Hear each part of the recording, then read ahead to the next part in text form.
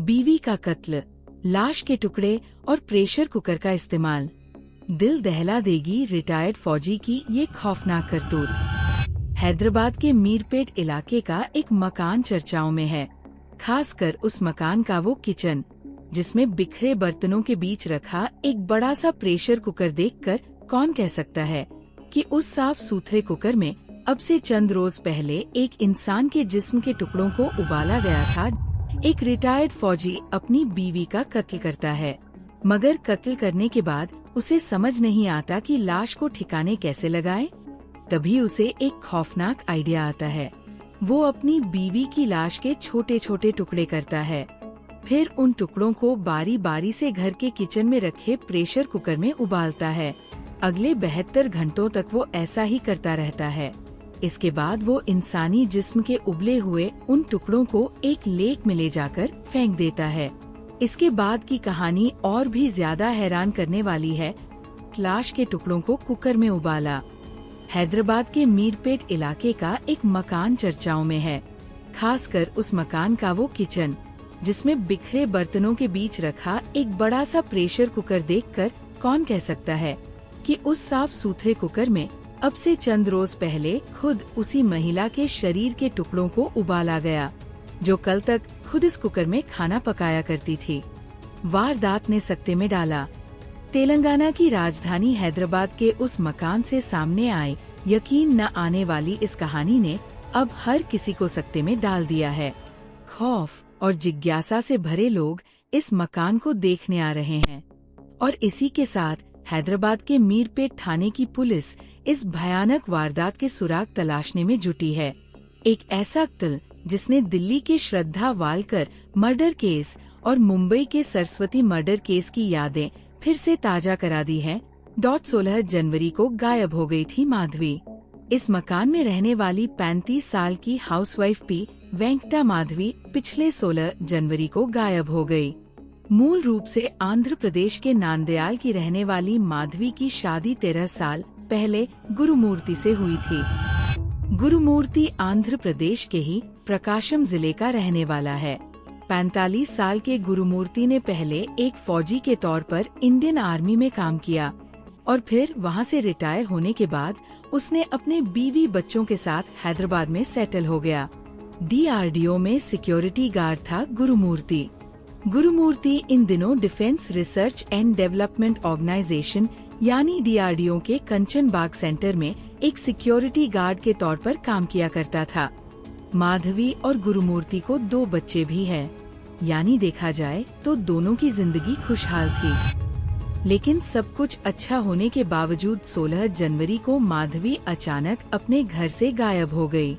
Madhavi phone पर अक्सर अपने माता पिता और रिश्तेदारों से बात किया करती थी, लेकिन 16 जनवरी को वो अपने घर से गायब क्या हुई? उसका मोबाइल फोन भी स्विच्ड ऑफ हो गया। बेटी की तलाश में हैदराबाद पहुँचे माधवी के घर वाले। उधर नांदयाल में उसके माता पिता अपनी बेटी के गायब हो जाने से काफी परेशान हो गए। उन्होंने अपने दामाद गुरुमूर्ति से माधवी के बारे में पूछा, लेकिन गुरुमूर्ति ने उन्हें जवाब दिया कि उसका और माधवी का झगड़ा हो गया था, जिसके बाद वो घर से निकल गई है। इससे माधवी के माता पिता हैरान हो गए।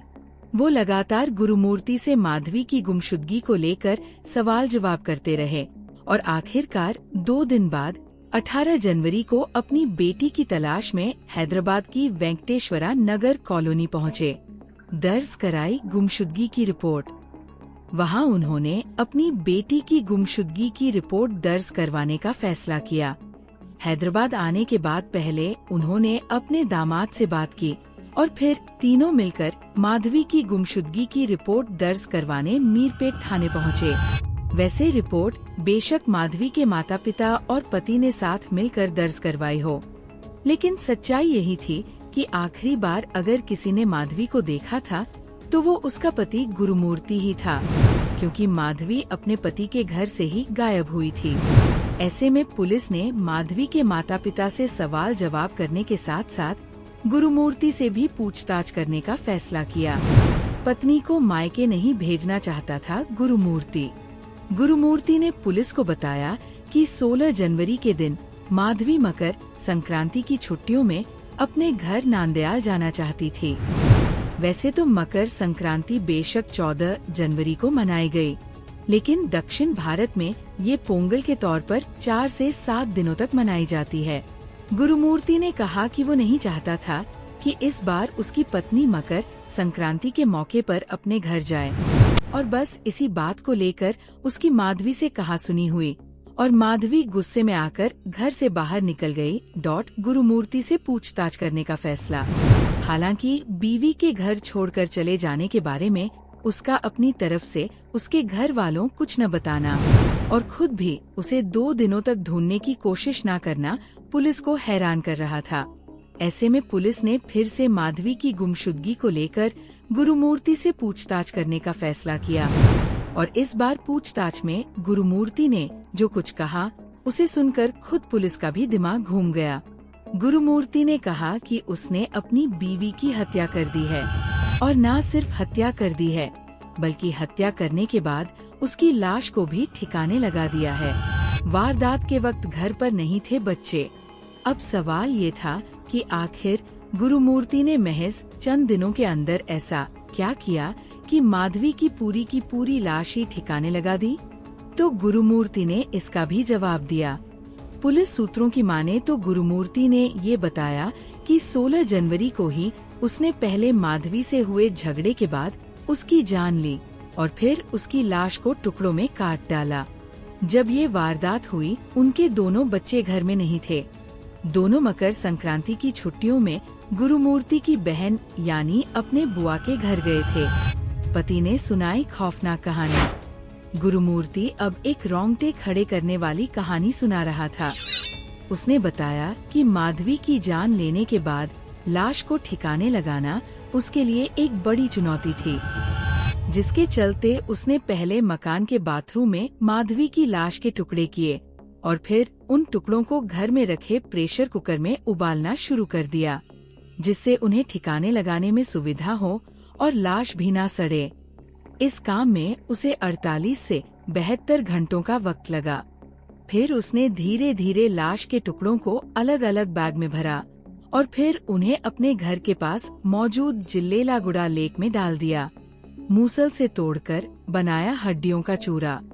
पूछताछ में गुरुमूर्ति ने बताया कि उसने शव के टुकड़े तो कर डाले, लेकिन हड्डियों की वजह से उन टुकड़ों को पैक करना मुश्किल हो रहा था। ऐसे में उसने मसाला पीसने वाले मूसल से पहले हड्डियों तोड़ा और उन्हें भी चूर चूर कर जिस्म के बाकी हिस्सों के साथ बैग में भर लिया और फिर लेक में जाकर फेंक दिया। यानी गुरुमूर्ति ने पहले अपनी बीवी का कत्ल किया, लाश के टुकड़े किए, टुकड़ों को प्रेशर कुकर में पकाया, हड्डियों को तोड़ा और उन्हें चूर चूर किया और फिर उन्हें पानी में डाल दिया। मौकाए वारदात को गुरुमूर्ति ने कर दिया था साफ। गुरुमूर्ति के इस खुलासे के बाद पुलिस हरकत में आ गई और वो गुरुमूर्ति को उसके वेंकटेश्वरा नगर कॉलोनी वाले मकान में लेकर पहुंची, ताकि मकान की अच्छी तरह से तलाशी लेकर सबूत जुटाए जा सकें। लेकिन पुलिस ये देखकर हैरत में पड़ गई कि गुरुमूर्ति ने इतना सब कुछ करने के बाद पूरे मकान को इतनी अच्छी तरह साफ कर दिया है कि नंगी आंखों से खून के धब्बों का नजर आना भी तकरीबन नामुमकिन हो गया है। मकान की स्कैनिंग। ऐसे में अब पुलिस ने फॉरेंसिक एक्सपर्ट्स की मदद से उसके पूरे मकान की स्कैनिंग करने का फैसला किया है, ताकि अगर वहां लाश को ठिकाने लगाए जाने से पहले उसे टुकड़े करने और पकाए जाने की कोई घटना सचमुच हुई है तो उसके सबूत जुटाए जा सकें। हालांकि पुलिस सूत्रों को सीसीटीवी फुटेज की सूरत में कुछ ऐसे तथ्य हाथ लगे जो इस केस के रहस्य को और बढ़ा रहे हैं। पति ने सुनाई अलग कहानी। सूत्रों की माने तो उसे गुरुमूर्ति की पत्नी माधवी के आखिरी बार इस मकान के अंदर जाने के फुटेज तो मिले हैं, लेकिन बाहर जाने की तस्वीरें नहीं मिली है, जबकि गुरुमूर्ति के अंदर आने जाने की कई तस्वीरें मौजूद है। ऐसे में उसने अपनी पत्नी की हत्या को लेकर जो कहानी सुनाई है उसके सही साबित होने का डर और बढ़ गया है। जिल्लेलागुड़ा लेक की तलाशी। पुलिस ने इस खुलासे के बाद हैदराबाद के जिल्लेलागुड़ा लेक की भी तलाशी ली, लेकिन पुलिस को वहां से भी मानव शरीर का ऐसा कोई टुकड़ा नहीं मिला जिसका कनेक्शन माधवी के कत्ल से जुड़ सके। ऐसे में जानकार आशंका जता रहे हैं कि शायद गुरुमूर्ति ने टुकड़ों को बीच पानी में फेंका और वो टुकड़े मछलियों या फिर ऐसे ही दूसरे जलीय जीवों का निवाला बन गए। पुलिस मान रही है गुमशुदगी का मामला। जाहिर है इस मामले में फिलहाल सबूत के नाम पर पुलिस के हाथ बिल्कुल खाली है। सिर्फ एक गुरुमूर्ति का बयान ही है जिसने पुलिस वालों के साथ साथ हर किसी के होश उड़ा दिए हैं। ऐसे में पुलिस फिलहाल इसे डिसअपीयरेंस यानी गुमशुदगी का मामला मानकर ही चल रही है।